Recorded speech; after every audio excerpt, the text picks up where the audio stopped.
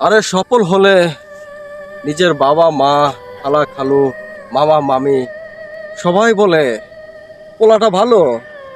আমি জানতাম তুই ভালো কিছু করবি, তুই আমাদের মুখটা উজ্জ্বল করবি।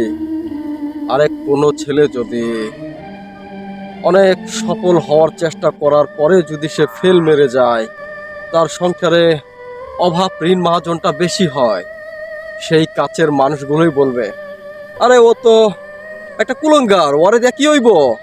ওই কুলঙ্গার জীবনে ভালো কিছু করতে পারবো না, ও আমাকে মান সম্মান ধুলার সাথে মিশায় দিব।